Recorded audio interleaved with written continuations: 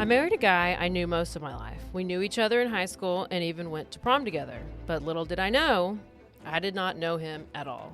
I will call my now ex-husband Dirty Chad. Hey y'all, this is April. And this is Caroline. With Bloody Happy Hour. And we are bringing to you Dirty Chad. Get it on patreon.com/bloodyhappyhour exclusively for all the details and all the red flags. Caroline's finally telling her story. My truth.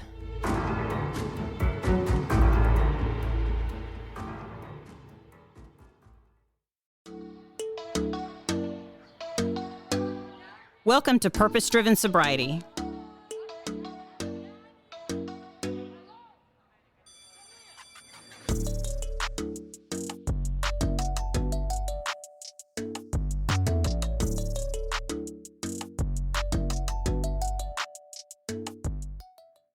Thank you for joining the Purpose-Driven Sobriety podcast. My name is Christine, and I'm an alcoholic.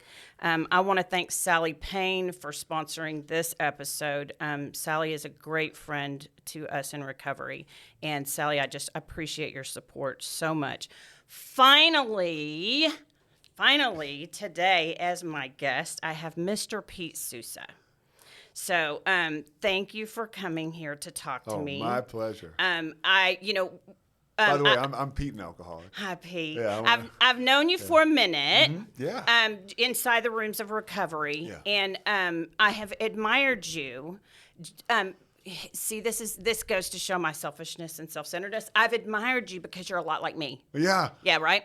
I think I've admired you because you're like me. There you have it. Well, and I say that in the sense that I lived in shame for so long before I got sober that it was either I just come fully out in the middle stage or I die. I mean, I had to, I haven't practiced anonymity since the day I got sober. The minute I got sober. Me neither. I have just been out there because I had to, because I knew if I hid something, I would end up hiding me completely.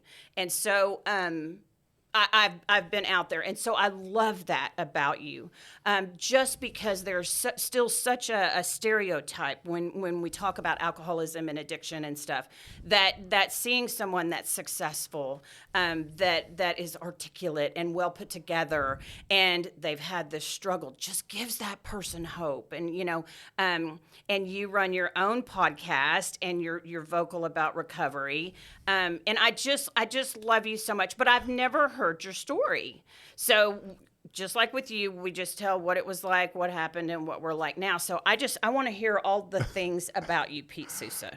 So, first of all, it is a great honor to be here, to be on this platform with you and to share this platform with you today. Amen. I can relate so much to what you said because I did have such shame as to who I was, and I'm starting to uncover all that now. That I believe the only way for my only way to heal has been to do it with accountability, right? Within the rooms of recovery and then outside of them too.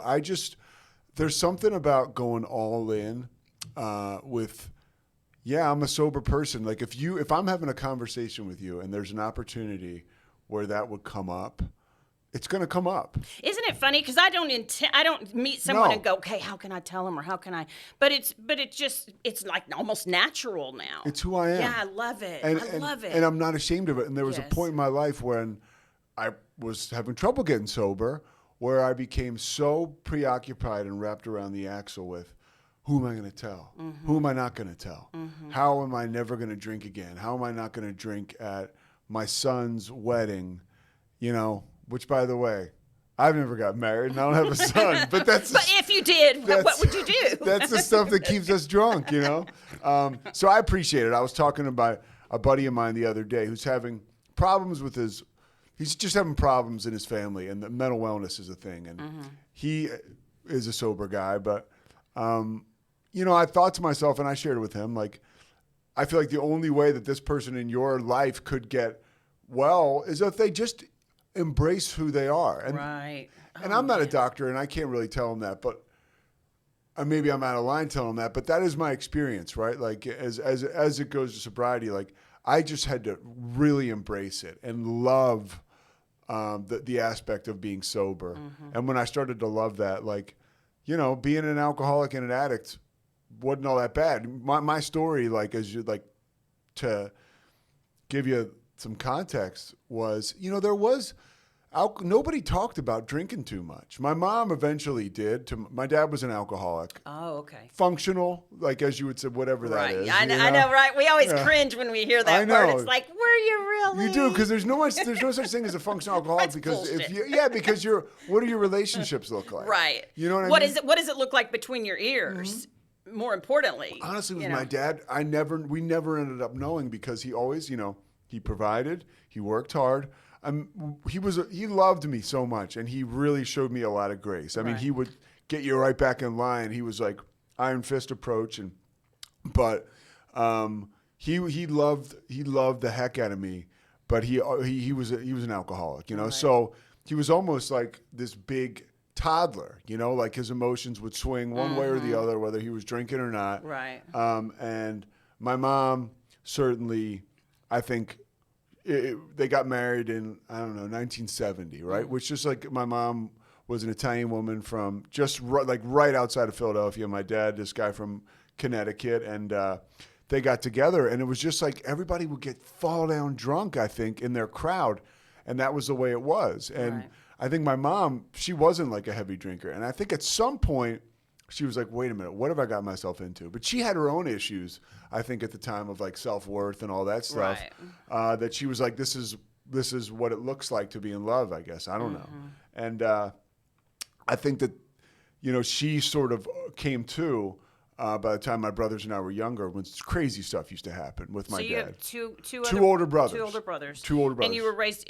Where were you raised? I was raised outside of Philadelphia. Outside of Philadelphia, Yeah, got so it. like right in like southeastern Pennsylvania, and yeah, that's where we grew up. My dad worked for Amtrak. Oh, okay. And so that's why we ended up living there. He worked for Amtrak pretty much our whole life. Gotcha.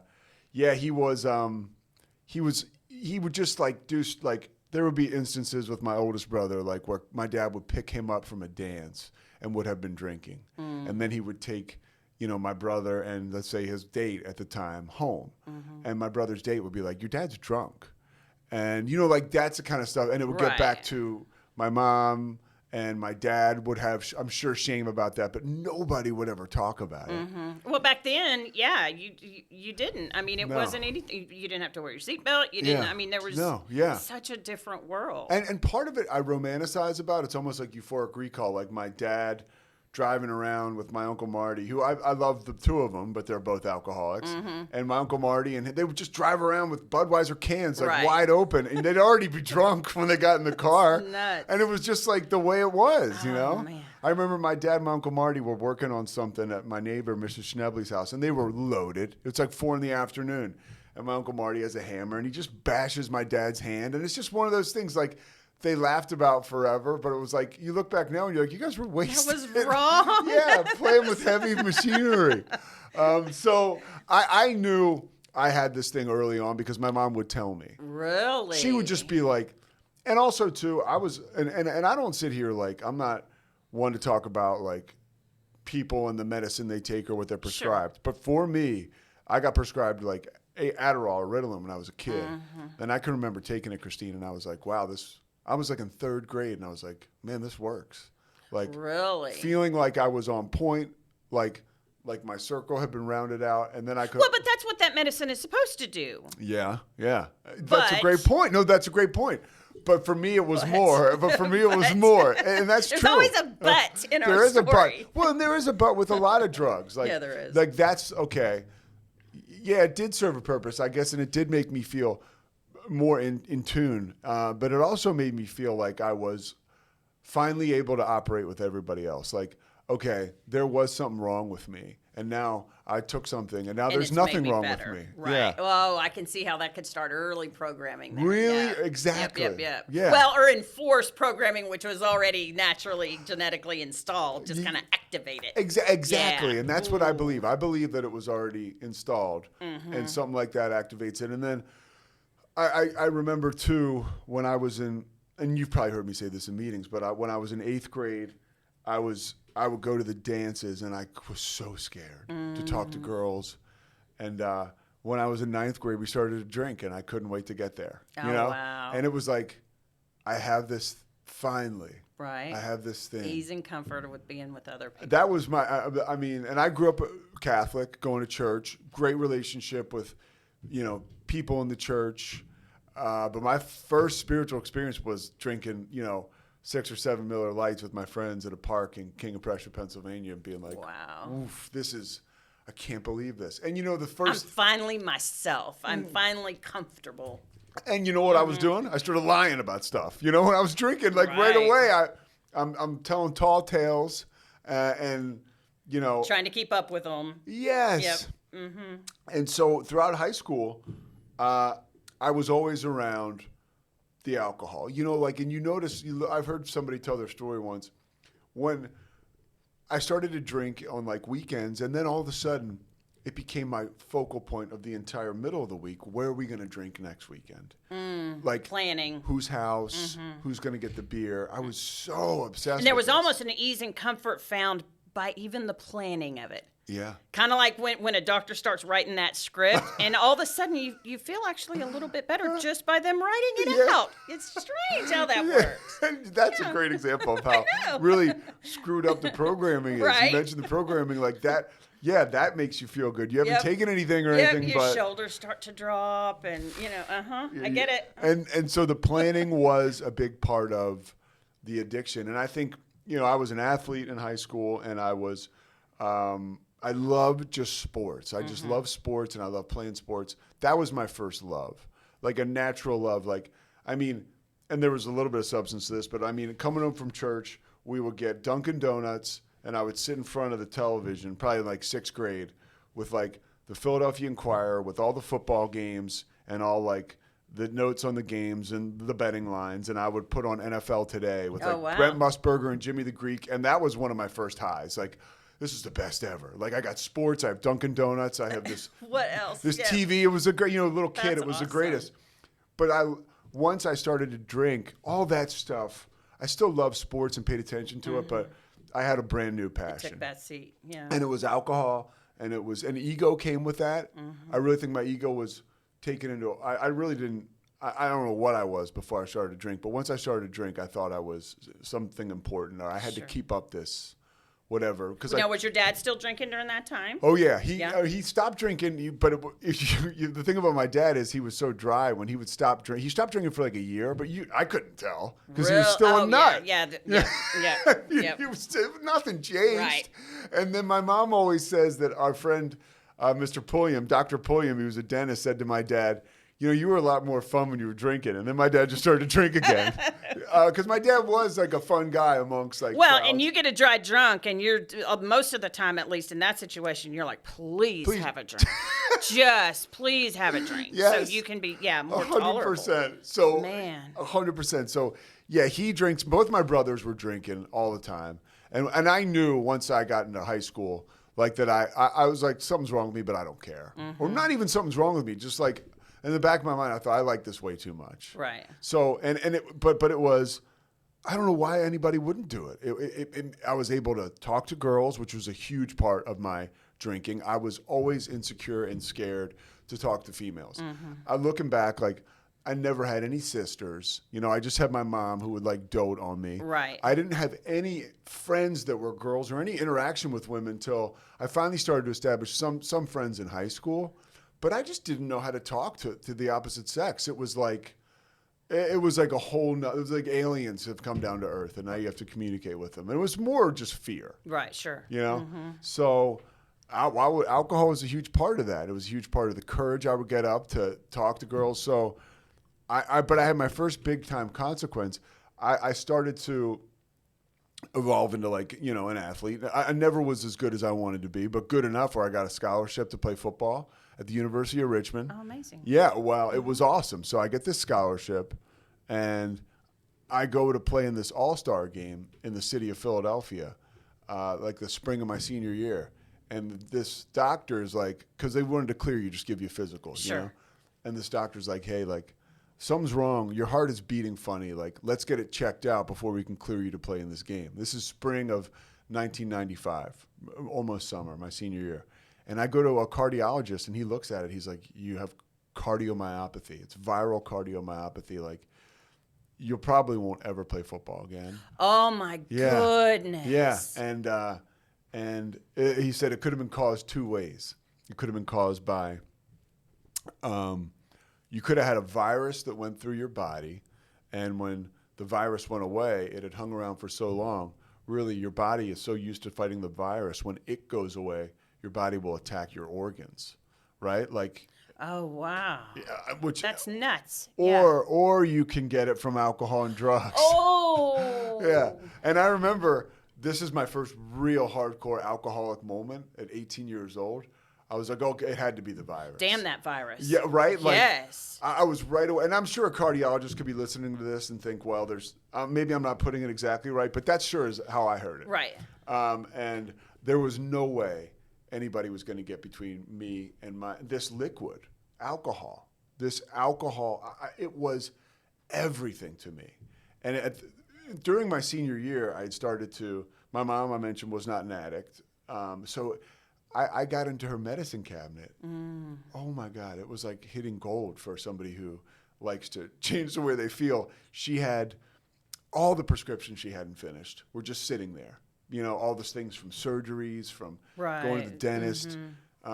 So I'm taking this stuff going into high school as a senior, like flying high into high school. Now I'm still drinking, but I'm onto this stuff thinking, well, this is even better than alcohol. Because nobody knows. Right. You can't smell it on you. No. You can't, and I'm a silly guy. So, I mean, and really, honestly, nobody did know. Unless my friends knew, because I started to tell them. Because you'd acted a little bit different. Or, yeah. And so, but I think that all this was the perfect storm leading to this heart problem. So I go to college. The University of Richmond keeps me on scholarship. Really? Coach Jim Reed, still my man to this day. He was like, we walked into your house and offered you a full scholarship. I talked to your parents, like, you're coming to Richmond. And, you know, if there was like a small chance I was going to be able to play again. Of course, I would have had to stop drinking. Of course. And give my heart a chance to get better. So right. That was off the table. Again, like a total maniac, I'm thinking, well, I still do want to play again. So I remember I did stop. I never took any pills or anything. But I still drank and just smoked marijuana so much. And I never got better. And like my heart never got better, so I could play. And I look back. That had to be heartbreaking for you, like a fish out of water. And really, I dove into an identity of somebody who drank and did drugs. Well, because you had such an identity you were walking into. I can't imagine how that must have felt. You know, regardless of how good you were good enough to get a scholarship. Yeah. So that had, I mean, going into, yeah, right. And so when that is, when you hit a wall on that, it's like pivot and what's left. Man, I can see that. And I still haven't totally like processed that, because it was a dream of mine. You know, as bad as you are, or as good as you are, or whatever. You know, plenty of guys went to Richmond and went to play in the NFL. And so I'm thinking, like, I can play in the NFL. It's just a dream. It's a dream you've always had. Right. And so right away, that's gone. And I never really, of course, you don't process anything when you're drinking that much. So I right when I got to college, I became, and then all of a sudden you realize how much you can drink without, like, parents around and stuff. And in college, you can certainly find people who are going to be like-minded like that. And I almost used it to my advantage in a sense where, oh, look at me. Like, I'm still involved with the football team. Those guys are like me, and I'm friends with them. And now I'm friends with all the stoners. And, you know, I'm friends with all other guys that take drugs. I'm friends with everybody, you know. And but really it was just one crowd to the next, just kind of changing who I was. I mean, I did develop really good friends on the football team and some friends that weren't on the team. But quickly, those good friends came to realize, like, I started to, like drinking way too much. And I was smoking weed all the time. But I found a way. I did get through college. You know, the second semester of my, I guess, junior year, this was another, like, regular thing that would happen to me. You know, I was under investigation for selling marijuana. We weren't even selling marijuana, but we were smoking so much that they figured. We went to East Carolina and came back to school with a bunch of pot, and word had gotten around, and the campus police were like all over, like, you're selling marijuana, you're gonna, we're going to put you undercover. I was like, dude, I don't know what you're talking about. Like, but I had a 6-month period of my college experience, which every day I was worried I was going to get thrown out or arrested or I didn't know what, but it's like, that's the baggage that alcohol and drugs brings with it, and there were all these broken relationships, right? Like, I had no clue what it was like to have a relationship with a woman because I was always so drunk, or drunk enough, because I figured I needed the courage to do this. So I had no real relationships with women. All the relationships, and honestly, football was one of the best things that ever happened to me because that was, I bonded with those guys like where it was deeper than the drinking buddy stuff, which is cool, and they're still some of my best friends today. Even though I didn't play, I was so dyed in the wool with that situation. But I got out of college, and I made enough connections and friends that ultimately I ended up getting a job in New York. A friend of mine who had gone to Richmond, like me, played football. He got hurt, and he was involved with like football writing and stuff out of college. So I got a job with him, moved to New York City, and then I was really like school was out. Wow. And it's like anything I tell people. I moved up there. We started working for a football agent and for a football writing company. It was my dream come true. And I showed up, for the first like six months, I was awesome, and that's what I always tell people as part of my story, right? Like, as an alcoholic or a drug addict, like I could go anywhere. And for the first like 6 hours, 6 months, 6 days, whether it was, you were giving me a job or you were inviting me to your shore house or you were lending me your car, it'd be good for a little. Right. And then sooner or later I was going to crash the car. I was going to steal something from your house. Do something to embarrass myself or you. Yeah, and you were going to want to fire me from your job.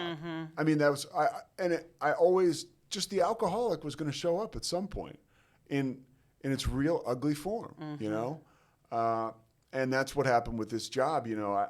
I discovered I love doing drugs too. I love specifically cocaine because it could help me stay awake and drink more. And I think that, in my family, we struggled with that. We had that something in our brain, my brothers and I, we all liked that drug. It was just whatever. And it was, I would never ever recommend anybody do any hard drugs ever. But what that did was it expedited it hastened my bottom, Really? Oh yeah, because, I watched my dad drink, quote unquote, functionally forever. But the moment I started to do that drug, there was no way I could keep up. I was going to die or I was going to quit, really. But along this whole ride, I tried to get sober in 2002. Because I got a DUI, but it was like I had a back problem, people say. I had people on my back, right? So let me go here. So everything I had, that job, friends, I had all that, those relationships had deteriorated. I was the person who had been gift wrapped this great life, and it was all gone. Born on third base, thought I hit a triple. Like, that was my ego in my life. I was so entitled, and now I did have the gift of desperation almost, in 2002. I went to my first meeting, and I was in bad shape. And now, is this still up in New York? No, now I'm back in Philadelphia because I had to move home. Right? Oh. Yeah. So I'm back home, right? That's a little bit of a fall. Yeah, I'm back home. Yeah. And everybody knows, like, the jig is up. I'm the last one to know. My buddy Scott, who's really great guy. It's been part of my recovery for even back since 2002. When you're an alcoholic, you're usually the last one to know. Right? Isn't that amazing how that works? That's what happened with me. And you can just heard look back and just go, what the? Yeah. No, I get it. Yeah. So I started to go to meetings, and my life started to change. And I went to meetings for 90 days, and I was 27 at the time, I think. 25, no, probably 24, 25. And I don't ever want to say I wasn't ready as an excuse for somebody else to say you aren't ready, right? Because I think the moment people set foot in an AA room, they have found home. Right. So, something in them is somewhat ready, but yeah. But I was at a party and people were passing around weed, and I was like, well, I'll smoke weed and I won't drink. And for a while, that was fine. But like the moment that that part of my brain gets activated, I've experienced at some point, it's alcohol is going to break through. Yeah, see, that makes me nuts when people when someone will come in the room and they'll say they're sober but they still smoke weed, and it's like, okay, It's just not my deal. it shouldn't be. It's my humble opinion. It shouldn't be anybody's deal. Mind altering is mind altering is mind altering. Yeah. You know, oxy, heroin, weed. When you go to change your state of mind, that's not ever going to be a good thing ultimately. I can't, when that comes up, you know, I can't sponsor you. You certainly can't be my sponsor. I mean, really, if we're going to be real, like, there's going to be a breakdown in our real abilities to talk about sobriety. You're just not going to be able to go where I want to go. It's like being kind of pregnant. You're either sober, clean sober, same damn thing. You're either that or you're not.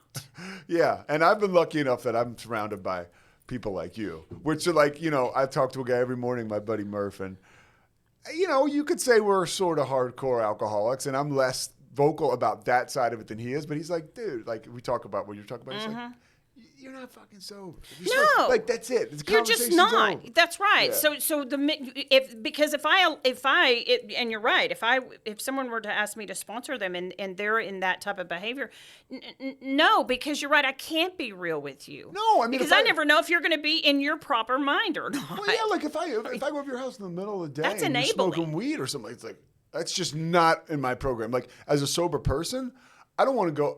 Even if you're not an addict, like, I'm not crazy about being around anybody smoking weed in front. You know what I mean? So that's a whole thing that, So I was very wrong when I thought I could do that and stay sober. And I got a job in Colorado. And the moment the plane touched down, I was away from all of my support system. I started to drink again. And then it was like, the moment I drank, I went looking for hard drugs. Like, you know, it was like, so now I'm in that place. Not only am I going back to drinking, the moment I'm drunk, I'm like, I've heard Rob Lowe describe it, a sober guy, as like French fries and ketchup. Like, if I was going to drink, I needed to get drugs too. You know what I mean? That was just the way my brain worked. And it wasn't like, you know, I didn't, just like being an addict, I didn't want that to be like what I thought, but I didn't even have any space to think about it. It was like literally like a dog, like drunk, drugs. What's next? You know what I mean? Like, well, and did it make your mind stagger when you realized, you know, because a lot of people have this this perception that once you stop and you're clean or sober for a little period of time and you start back, that you just kind of start over, right? you just start over, have one drink, and you know, the history of ever, at least that I've seen, is in a very short time you are exactly where you left off when whatever happened to make you stop for that brief period of time. And what you're 1,000% if right. not worse. And you are so committed to this lie that, so the first night I drank, I remember I ran out looking for drugs, got some. I remember my buddy Joe, who knew that I had a problem, was like, he found me doing the drugs, and you know, he was a young guy. He didn't know. He's like, you got to learn to walk before you can run. He like took him away, you know, threw him away. I don't know. You're doing it wrong. Yeah, and I was just like, okay, whatever. You know, either way, he was right in one form or another. But I can remember the night after that episode where I went looking for drugs. I went to Chili's with a couple of my friends, and I had 3 beers, and I was laughing. And I went home and I didn't drink anymore. And so now I was okay. I'm okay. Well, that's pretty normal. Yeah, I'm okay. Hey. Yeah, like so you hang on to that Chili's night for the rest of your life. Right. There was a time. Yeah. So and that'll keep you drunk for the rest of your life, really. So, but I started drinking again, and I give my parents such credit. My dad, you know, I told them, because I was such an alcoholic when I started to go to meetings in 2002. I'd become such a wreck that I can remember. Now I'm sitting in front of you. I look okay, right? I look normal. I have a job, and I'm home for Christmas, and I make this like I'm going to start to drink again, just so you guys know. Like, AA is not for me. And I remember my dad was like, just sitting there. He's like, you're going to go down the drain again. I remember that. No. Yeah. And my mom, you know, just being like, I remember everybody was so disappointed. Just disappointed is the word. And it didn't matter. I was, Right. I was going to do what I was going to do. And I went back out there and put together a solid 9 years of just hardcore drinking and using, and jobs, big or small. I would always kind of blow them up. I worked in the NBA for a while. I did public relations, and I thought, that enabled me to earn. I was entitled to party all the time with that. I was going to party anyways, right? But I thought that now you certainly couldn't give me any crap about my partying because I have a job. It comes and with it's the a good territory. job. Yeah. Yeah. And the drugs are the same deal. And, just to kind of get through to like the drinking and drugging side of it, there were so many major consequences, right? I mean, just like the stuff was crazy. Like I got a buddy who now he's a head coach of Albany's basketball team, but he and I were living together in Philadelphia. And I reconnected with this girl from college who liked to party like I like to party.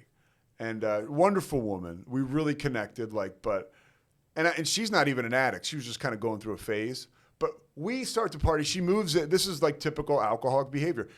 I'm living with this guy, Dwayne, and then all of a sudden I'm like, oh, Dwayne, like Wendy's coming over. And now Wendy moves in, okay. Like in a stretch of like 10 days. And Wendy and I are up every night doing whatever all night. Dwayne is like a normal man getting up, going to coach the Temple basketball team.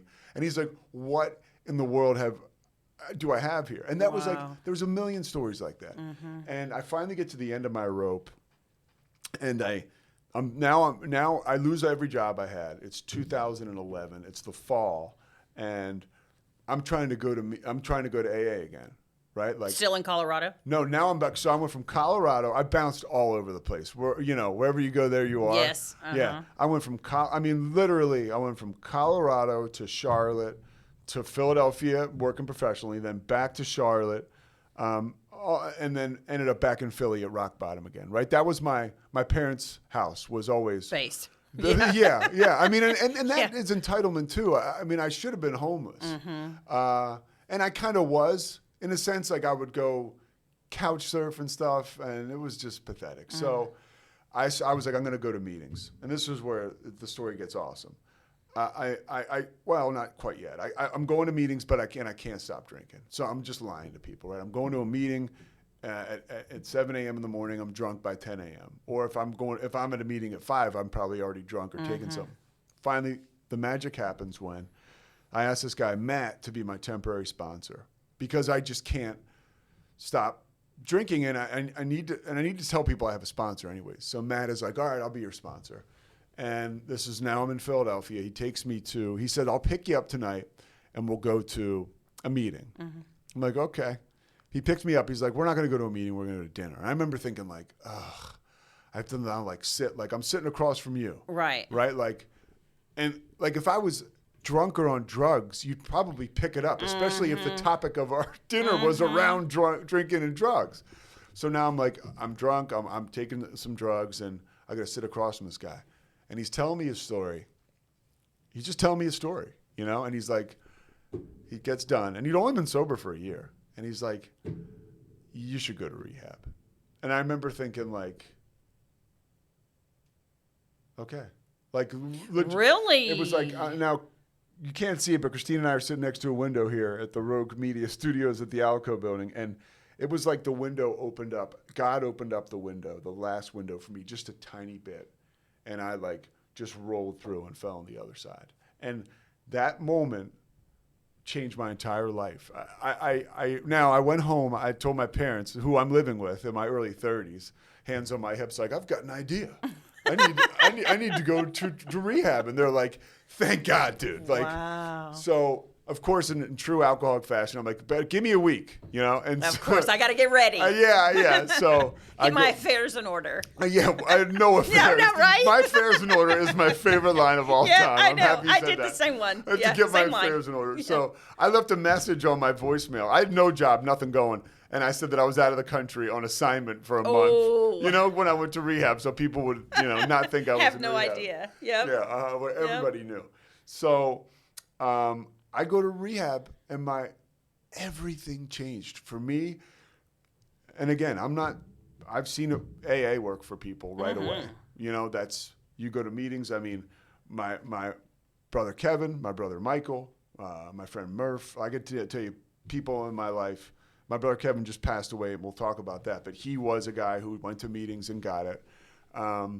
And he actually went to treatment and didn't get it, which shows, like, you know, when he finally... Same thing here, when he was ready, when you're ready, there's nothing anybody can tell you wrong. Right. And when you're not ready, nobody can tell you anything right. Exactly. And for whatever reason, when that guy said that to me, I was ready. And I went to treatment, and I just bought in. Like, like all that stuff, I mean, you have this problem where you're killing yourself, and you have no life. Your life is like as small as, like, you know, the tip of your thumb, right? But you're guarding that small life. Everybody else has their hand out, like, hey, like, let us help you. Like, we want to help you. And you're like, no, you're protecting this nightmare. And it's what you're accustomed to doing. Like, it makes zero sense, but when you're sick, you know, you don't know. Right. And so you get to treatment, or you embrace recovery, however way you do it. And I really did. I was off the debate squad. You got a higher power for me? Let's go. And if I'm struggling with my connection with God, well, I know that I've been to AA meetings where there's an incredible energy in there. And that energy is for sure bigger than me. And those people in those rooms, they crawled in there just like me. Right. But now I look at them, and they're like these vibrant people. They're like, laughing. They're laughing. What the hell? Larger than life personalities without drinking. You know, like happy, having fun, like you said. And I believed in that. Like, I believed in them. You know, and I never had an issue with God because I was Catholic, and, you know, going to church was a pain in the ass because I would have rather been getting an early start on watching football or something. But at the end of the day, like, I loved God. I never was like, oh, whatever. So you did have a somewhat of a foundation, at least. I certainly did, yeah. You didn't maybe have that relationship. Yeah, my mom always worked at Villanova University, a Catholic school, Augustinians, priests and brothers, always all around, awesome dudes. You know, so I got to know these guys, and there was a touchstone for me. I had a good relationship with God. I was an altar boy, and I don't have any of those. Like, I know there was awful stuff that happened, but I don't have any of that, you know? So I can tell you that it was not that hard for me to click back into that. One, because I had that foundation, but forget even having that foundation. I was desperate. Right. You know, so it's like, what do you got for me? And I started to follow directions a bit. One first big thing that happened for me in recovery that was a big turning point was I was dating a girl at the time. She was not good news. I wasn't good news when I went to treatment. This girl was not good news. She was sick like me. And she came to the rehab where I went, and she was looking through her phone, and a picture came up or a text message from a guy. I was like, well, who's the guy?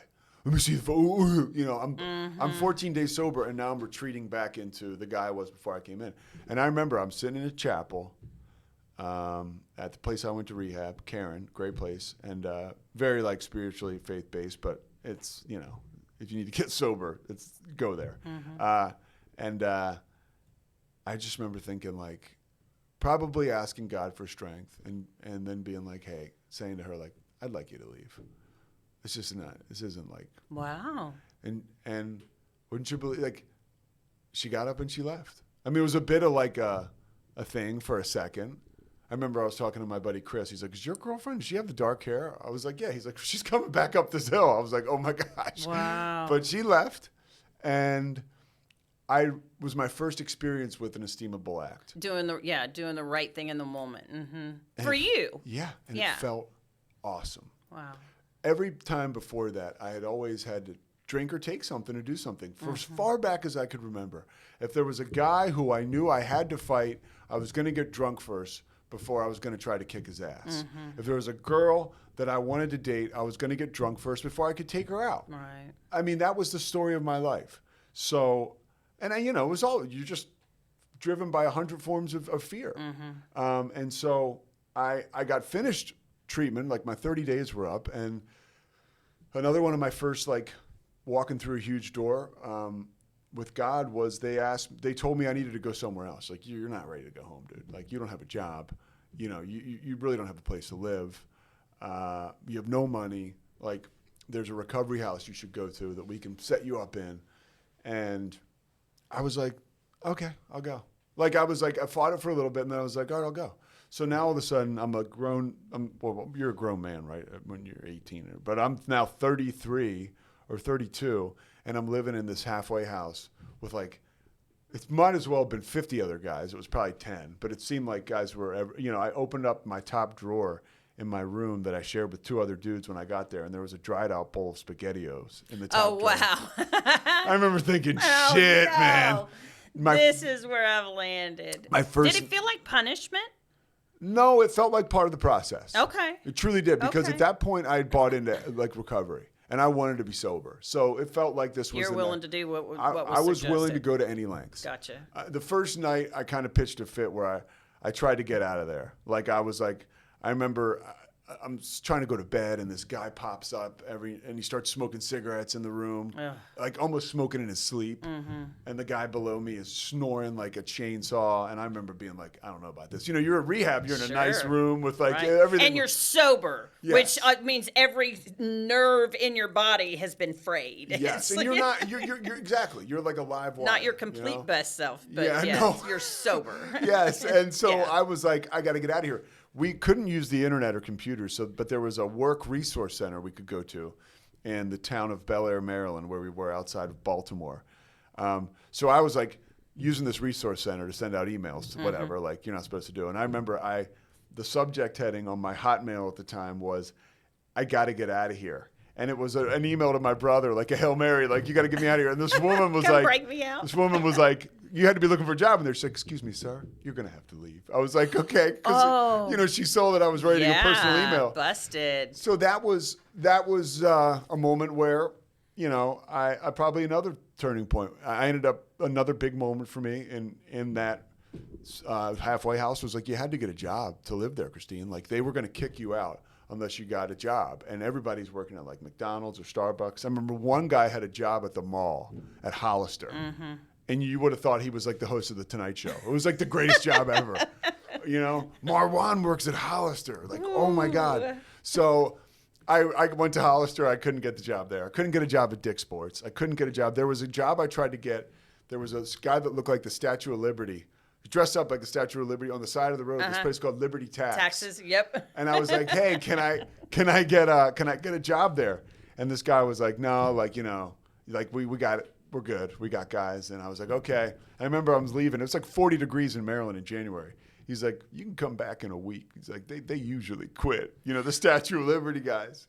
So at that moment, and this is the way I remember it, I walked out of there and I saw this Kentucky Fried Chicken, and I was like, I'm going to go. I'm getting a job there. Almost like the addict thing. Like, I'm going to fuck them. I'm going to get a job here. Right. Because the people at the halfway house were like, you have to work. And I was like, I've worked in the NBA. I'm not getting a job at Kentucky 7-Eleven. Fried Chicken. Yeah, but guess what? So I go to Kentucky Fried Chicken. God sends me to Kentucky Fried Chicken. I believe this is like a spiritual journey. I sit in front of this woman. Her name is Sharika. And I'm doing my interview because I got a call back to KFC, So they call me. I'm good. I got an interview.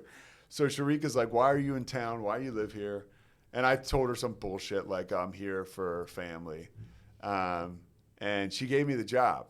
And it turns out she was a graduate of a recovery house living in Maryland. Really? She knew, wow. Hey, this guy just needs an opportunity. He's not to the point of you can tell me. Yeah. Wow. But let's give him a chance. And she gave me a job, and so now I'm working at Kentucky Fried Chicken, and I might as well have been flying a plane. Like, I was scared to death. The register was like, I don't know what to do. Like, people would come up and order stuff, and I would be like, Sharika, can you help me out? And there'd be long lines, and I wouldn't know. I wasn't sure about the register. I'd be like, I gotta go to the bathroom. They'd be like, dude, you got 15 people here. Like, get back in, take care of it. Like, the fight or flight is coming in. And that job was so important for me to just, first of all, to learn how to do something sober. I mean, I learned how to work the register. I learned how to work the drive-through. I could make the sandwiches. You learned you were capable. Totally. And it was of whatever it may be, just that I'm capable. And it really helped my self-esteem, like, to the point where, and I remember at the end of my tenure there at KFC, people are assholes to people that work in fast food. Oh, sure. And I started to get a kick out of it later on. And so this guy was going through the drive-thru, and I have the headset on and everything. I've told the story a million times, but it's worth telling again. And this guy is like, he's like, hey, where's everybody? What's going on? Because the line's long and we're not at the window. And Sure. I have the headset on. I'm at like a different part of the KFC. Now I'm like running shit. I'm like, I'm sorry, sir. One of the chickens is loose in the back. And the guy's like, you got chickens back there? Live chickens? I'm like, no. I was like, sir, I'll be with you in 1 second. So now I'm having fun and I'm laughing. And everything just started to change. After this experience, and this is what I tell people too, like, I get a little freaked out sometimes. I still do. When people are like, hey, tell me your story. Like somebody that, let's say a businessman that comes into the rooms and he's got a house and a wife and money and he's got stuff. He's like, how did you do it? I'm like, buckle up. Like, this is my story. I'm not saying that this is how you have to do it, but my story was rehab, halfway house. I lived with another sober guy in Jersey City, New Jersey for close to a year, or maybe a year and a half. So we're talking almost 2 years of like, heavy duty recovery. Like, I wasn't ready to be around anybody drinking. Sure. I really took my time, and it was the best thing that ever happened to me because, now there's no place I can't go. Now there's really, as long as I have singleness of purpose, Sure. I can be where I need to be or want to be. When they move the tables out of the way and people are set to start dancing, I'm ready to go home. I'm just not, I don't stay up that late, period. I don't stay up past 9 o'clock if it's up to me, really. But I can go where I'm intended to go and where I have a purpose. But, there was a time where my purpose was to be at the crib talking to another alcoholic all night, and I'm still going to end up talking to an alcoholic for a long portion of the day, early in the morning or late at night. But I can do all the stuff now that I used to get drunk to do, whether it's talk to women, stand up to somebody, the things we were talking about, to achieve things that involve taking risks, good, healthy things, like I can do all this now. When I got sober, I started to, and like you did, I owned it right away. So like if you met me and I hadn't talked to you in a year, I was going to say, hey, like I'm sober now. If there was an amends to make and it was the right time, I would say, hey, here's the deal. Here's where I'm at. When I lived in Jersey City, my sponsor, Mike, and we would go through, the book in 12 Steps in AA, I've said we use, and I would read it with him every Wednesday night at his place on Washington Street in Hoboken. And it was like a moving experience for me. I remember getting the feeling that I used to get from alcohol and drugs out of what is going on with me and this guy. I was like, wow, this is amazing. And I would leave his apartment. I'd be like sky high from being vulnerable with another guy, telling him exactly what was going on with me finally, and being able to, I guess, just relate. Just being authentic. Yeah, without anything else. Yeah. Because that's not authentic, taking something to do something, right? But yeah, and I started to get back into working in sports. My passion was always to call games, to be a play-by-play guy as a kid. And I ended up making amends to people that I'd worked for in the past in working in sports where I was back on that path. And I was calling games, and I was living in a hotel in Massachusetts, going to meetings all the time, just throwing everything I had into this purpose. Opportunities came and they went, right? That's sobriety. It's not all unicorns and rainbows, Right. And ultimately, I remember, I ended up started working in TV news, and I tell this story because it's kind of like the KFC. I had gotten a job in TV news on account of the fact that I was kind of good talking live, right? But when I started to do TV news, they would put a camera, or they would put a teleprompter in front of you and you had to read. Well, I'm dyslexic. That was horrifying for me. Oh, wow. So I started to do this job, and I was terrible at it. And I'm failing like out loud. Now I'm in Northeast Louisiana. It's not like I'm on NBC News every night. Sure. But might as well, if it's 15 people, it might as well be 15 It's million. enough, right. And I'm struggling to read, but I'm like so dialed in and believing in my ability to go through stuff and overcome it. I'm like, I'll get this. And I did. you know, and then I ended up doing that for about a year, and you know, God, really, my journey took me to Waco. And the first thing I did when I moved in, I was here, you know, we're in downtown Waco. I was over at 4th Street. My mom helped me move. And I went to the group that you and I go to, you know. I went to that. It was like, you know, I was like, I'm going to go to a meeting. And that was 7 years ago. And that's been my home group ever since, you know. And all great stuff has happened in my life. Like, but again, ups and downs. You know, this year, you know, my brother died. He was like a hero of mine. He's the reason I'm sitting here. I was not sure if I should start a podcast. And he was like, you got to do, he was an advocate for what you and I advocate for, you know, recovering out loud. He was like, we need people out there sharing their story. And he was an AA guy. He's like, I'm not saying like break traditions. I'm just saying carry your message. Sure. You know, carry the message. Be you. Be you. Because people like you, Christine, are why I got sober. Because when I was, and that's why I wanted to do this podcast, when I was sitting in my parents' house and they were away, and I drank all their liquor, and I'd now wake up in the morning and had the shakes. This is like the last year of my drinking. I can remember watching documentaries about people who had gotten sober and just crying, like being. I mean, I was a shell of a person. I was like, I'm never going to be able to do that. But at the same time, watching it and wanting that so badly, and those voices that were out there for me to see, celebrities or whoever, notable people. I was like, they can do it. Chris Mullin can do it, the basketball player. I can do it. Dennis Eckersley can do it. I can do it. And it's funny, I brought up Chris Mullin.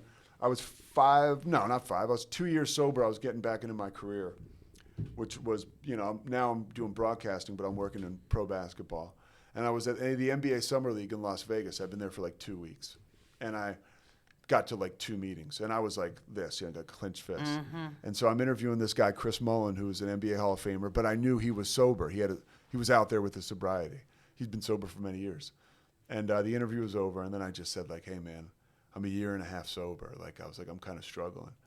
And he lit up like a Christmas tree. He was Really? He's like, have you got any meetings here? I'm like, I've been to like one. He's like, oh, come on. He pulls out his phone. He's like, you know, there's a meeting at Harrah's. There's a good one there. He's looking through. Wow, that's I amazing. mean, he's like, you know, and we were talking about it. I just remember he looked at me and I was telling him my program, and he could tell I was doing whatever it took. He's like, just keep and doing all what of a you're sudden, doing. isn't it amazing? Because all of a sudden, there is a connection there that nothing else on the planet could compare to that connect. That is a soul recognizing a soul. And there's nothing like it. And no, It's crazy. And it was the wind in my sails that I needed for that day. And it felt good to like talk to him and to thank him for being out there in the public. And also he was, you know, like my sponsor for the day. You know, listening to me drone on about some bullshit and telling me, go to a meeting and shut up, you know? And, you know, I've mentioned about my brother, you know, he was instrumental in me getting this podcast. He was instrumental in my career. Now, you know, now I'm calling games for ESPN. He was, thank you. He always moved me in that direction. Hey, you know, you have to take chances, but it's not going to be, you're going to have to hone your craft. It's going to take a while. Like that commitment, you know, and then we found out, so my brothers and I, both of them sober, Michael and Kevin, and we found out that Kevin was sick. He had cancer, and it came back in I guess May, right? So early May, it came back with a vengeance, and he ends up having a couple seizures. I mean, this healthy guy plays music. He's a therapist. He literally played this huge concert in Southern California in like the first week of May.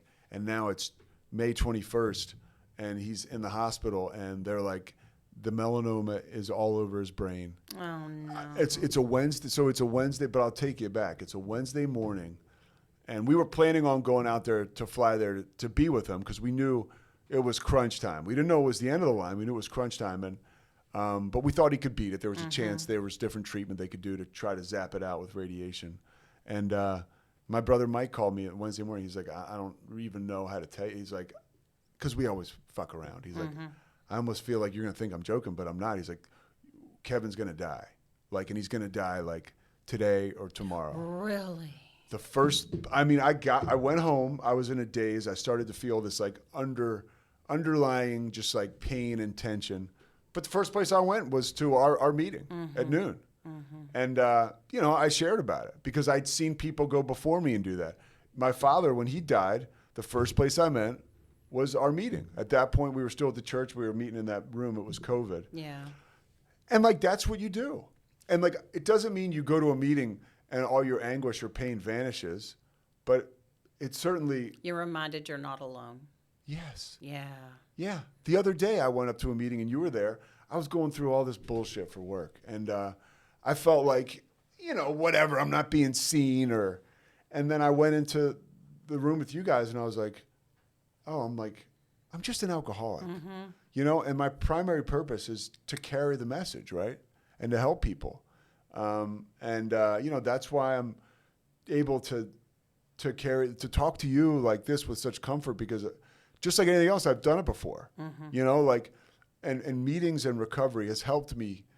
I see it in you when you talk about, you're convincing either way. But when you talk about sobriety, you're extremely convincing. Well, it's easy when that's easy when you know that there's hope. You know that there's a solution. Yeah. And man, I mean, when you've been in the battle, it's easy to recollect. Yeah. So, we went to California. My brother passed away. I was able to be there for him. We were able to eulogize him twice, a ceremony. That was beautiful. California. I saw some of the videos. Oh my It's gosh. just amazing. It was amazing. And to be able to, stand in front of a church or people on a beach and talk about him and relate it to sobriety and to talk about how my brothers and I together just vibrated on a different level because we had those relationships you just break through. Not only were we brothers, but we're sober. Right. So we have this incredible bond. It was a magical connection. I still have it with my brother Michael, and I feel like I still have it with Kevin. You do. So yeah, I mean, it's all good. And I feel like Kevin's with me all the time. And I know if there's one thing, and I'm happy I brought him up because I thought about this right after he passed away. If there's one thing he would want me to do, it was stay sober and to carry the message. That's all he would want.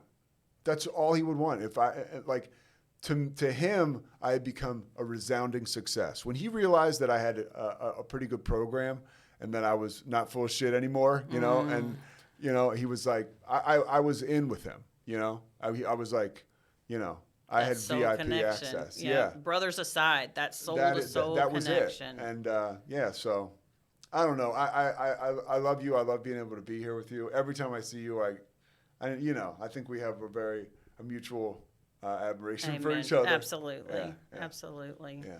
What a story. Yeah. How do you start your day every morning? Okay, so I end up restarting my day a lot because I wake up. Yeah, like at 4:00 in the afternoon, you're like, good morning. Good morning. I wake up very early because I do the morning show here. For the longest, yeah. Yeah, so I'm up at 3 a.m. every morning. Oh, wow. And so a lot of time, and this is it's to the point where it's problematic for me, and I talk to sponsors about it, and I'll start reading the big book in the morning, but I can never stick to it. And I think when it will change is when I'll probably get a different shift in life to start because I get up at 3 o'clock and it's like you're just running and gunning. Now, I get to work and I usually am able to start practicing the principles of sobriety there because I'm interacting with other people. And usually you get an opportunity. I get opportunities and I get an opportunity to share what we have with other people. But I mean, as you would say, how do I really start my morning? Well, at 3 a.m. to 7 a.m., I'm really kind of locked in work mode for 4 hours. Hopefully for that 4-hour period, I don't blow up anything. And then at 7:30, I usually talk to my friend Murph, who's in AA. And we talk every morning for at least, he's actually out hunting right now in the woods somewhere. So he's kind of off the grid for a little while. Sure. But he just today he went. But we talk every morning it could be 20 minutes to 40 minutes. Oh, wow. Really kind of getting into, or it could be 10 minutes, but getting into, if I get off the phone with him and I haven't told him something that's top of my mind, I officially have a secret, which is no bueno for me. Sure. If I got, and it's one of those things he and he'll give me shit about, I'll have problems with relationships or with and he'll call me on the carpet for it. So I know if I have something like I got to tell him about You don't it. want to hear the truth. Yeah, Yeah. If you hadn't told him, then Yeah. you're hiding from some kind of truth. 100%. Yep. So that is really how I start my day. It's like there's a conversation with another sober guy who I'm 100% accountable to, and he's not my sponsor, and he knows he's not. You know, what I mean, he doesn't think he is, and I don't think he is. I have a sponsor, but that's a relationship I'm really lucky to have. Well, that's a spiritual partner, and even people that I talk to that aren't working a program, I say, if you don't have a spiritual partner, someone that you have given authority to call you on your shit, and I'm not talking about a sponsor, I'm not talking about a spouse, I'm not talking about I'm talking about a person who doesn't have a dog in your fight, if you will, that will say to you, maybe you're being a little selfish, or have you thought of it this way, and you don't get defensive. Yeah. I think everyone should have a spiritual partner. Yeah. There's certain things you can't or won't say to a spouse or a family member or something, and carrying those secrets, man. I don't care if you're an addict or not, will make you sick in some form or fashion. Yeah. Whether it be depression, anxiety, anger, whatever the case may be, there's going to be a sickness with secrets, period. Secrets will drive you to drink again, right? I mean, and if you're not drinking, secrets will just cause you to continue to live in shame. Right. And there's symptoms of that. Yeah. Yeah. That come out. Yeah, and so I appreciate you saying that about the spiritual partner, because he's another dude. So right, I'm like, oh, spiritual, I'm a partner, but he is my spiritual partner. Well, Yeah. Well, is. and I think that's how God intended us to be. These souls, and that's kind of even all the way down to my children. I've explained to them, did you grow in my body? Yes, but aside from that, you're a soul that God put on this earth to be on a path that is none of my business. Yeah. And I'm a soul that's, we're not going to, it's not a tag team sport, this life. It's not. But if you can have another soul that you don't have that human connection with, that can share things with you, there's just nothing like that to unburden yourself, with a trusted person. Yeah. There's just nothing like it. Well, and it's hard to come by. Do you think? I mean, it's hard. Oh, 100%. I Yeah. mean, well, shit, look what it took for us to, I mean, that's what to me, that's what a sponsor is a spiritual partner. Yeah. Look what it took for me to even consider. And then I held back, I don't know how much from her for the longest, until she was finally like, I'm sick of your shit. Yeah. Tell me the thing. What did she say? Part of your story, I'm sure you've said it a bunch on here. So you were in the parking lot, and there's something that she asked you, or she asked me to. Well, you were losing your mind. That crying. was that was the day, March 14, 2012, that I had out in China Spring, Texas. I had that morning I got up and I was gathering all the pills I could find. I was going to check out. I was out. I was done. I could not stand me any longer. I just couldn't. And I needed to put me out of my family's misery. They just watching my last drunk was a Sam-sized bottle of Listerine. Yeah. Who the fuck does that? Who does that? A drunk, I mean, who does that? And I remember his face when he looked at me and said, "Is it bad that I wish that was vodka?" Because vodka was my thing. Yeah. And I was out. So when I drove into town, she had talked me into, she called, you and I both know that it wasn't her per se calling, but the right time. And she said, she knew, I didn't tell her, but she could hear it in my voice. And she said, what's an hour? Just meet me at the meeting. What's an hour? Meeting will last an hour, then you can go do whatever you want to do. And so, I met her in the parking lot and got in her car, and she asked me to ask God what he thought of me. That was it, yeah. Seriously? I mean, because being the selfish, self-centered person, you certainly have to think about me what I think about me. And I thought I was the biggest piece of shit that was walking the earth. Yeah. They have to, out there, there's no way they can't think about me the same way I think about me. Yeah. Right? So God, whatever God you're speaking of, can't imagine what. So I'm just going to invite him to zap me, or whatever it is, lightning bolts or whatever it is. Man, that was. But the best part about it is you said, and this, I just thought of this. you figured that she asked everybody that question. Yes. But she says at the time Yes. she had no idea what to do. Well, it wasn't actually That's until divine, right? it wasn't actually until a little over a year later that I happened to ask her. Maybe she mentioned she had a new sponsee or something. I'm like, oh, have you asked them the question? Thinking it. She's like, I had never done that before, because I remember when I did. Knowing the two of the characters in the I know, story, right? I love the two of you. But It's so you got to awesome. imagine, I'm sitting in the passenger seat, and I'm wailing. I'm just so distraught, and she's going, I want you to, in her calm voice, because you do know her, which I want you to ask God what He thinks about you. And when I finally did it, and God Himself said, you are worthy, and I was instantly calm. And I remember looking at her, and I mean, just the oh shit that was on her face. It's like, because that was, I can't imagine what that was like for her to witness. Yeah. That was a day that I knew I was sober. And that's just like my style, though, that he has to go to that extent, to get my attention. Because I had been to treatment. Yeah. I went to a very expensive treatment down in Austin, and I was there for 33 days, and I came home and I was sober, But I went to meetings, but I didn't get a sponsor, right? And so if you're gonna do this deal, there's a certain way it's suggested. We only make suggestions, but funny thing is, we only have one suggestion, and that's work the steps.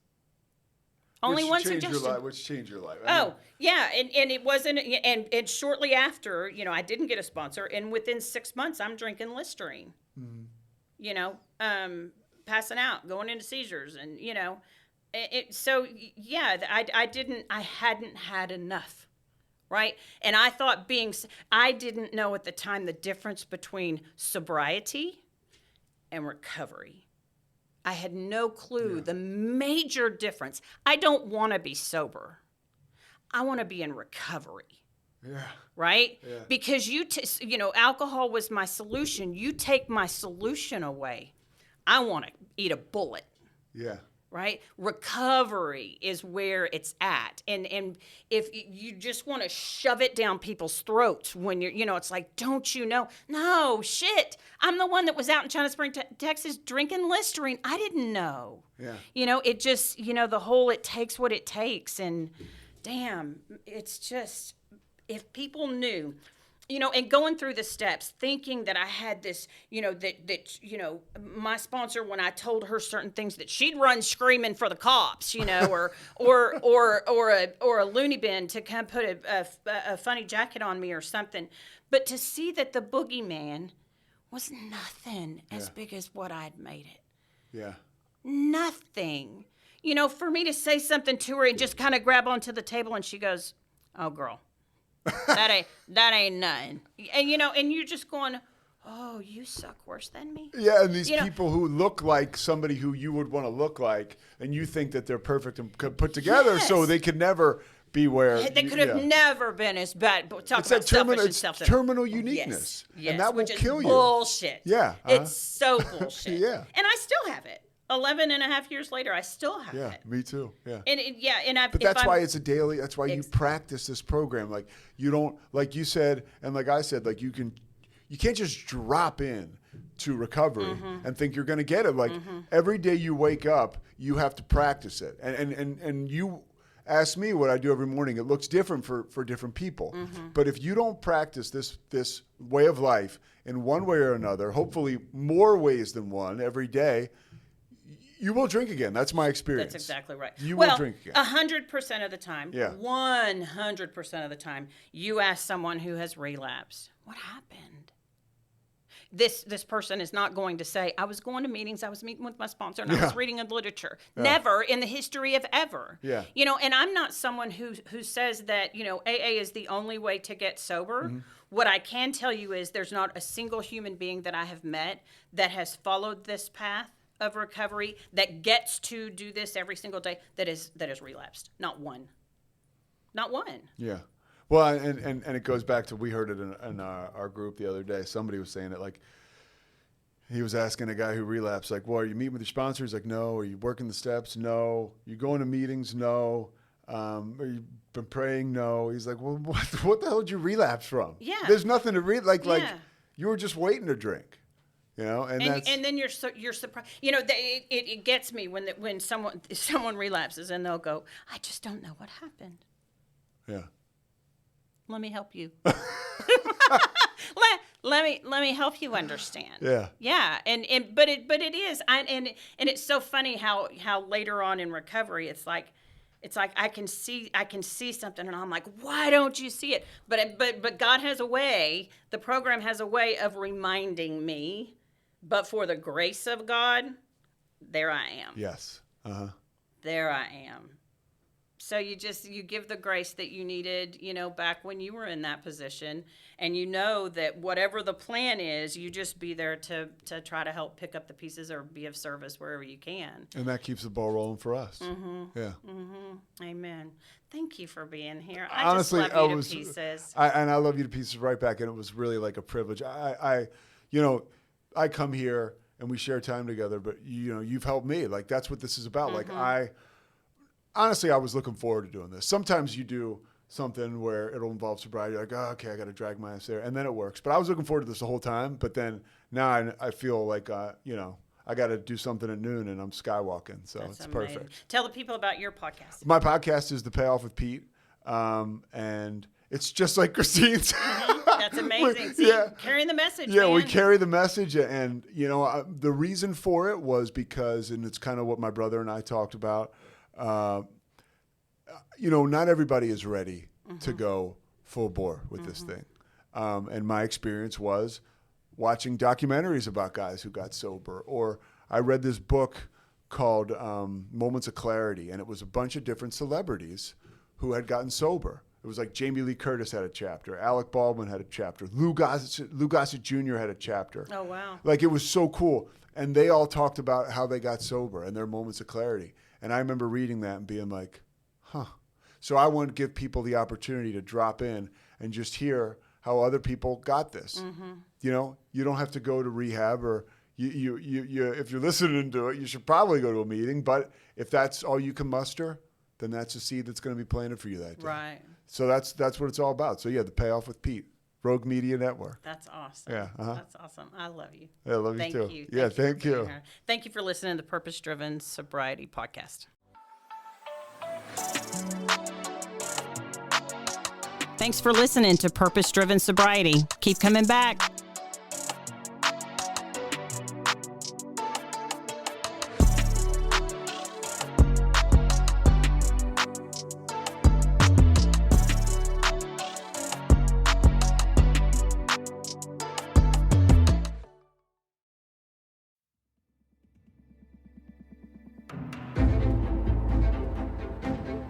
I married a guy I knew most of my life. We knew each other in high school and even went to prom together. But little did I know, I did not know him at all. I will call my now ex-husband, Dirty Chad. Hey y'all, this is April And this is Caroline. with Bloody Happy Hour. And we are bringing to you Dirty Chad. Get it on patreon.com/bloodyhappyhour exclusively for all the details and all the red flags. Caroline's finally telling her story. My truth.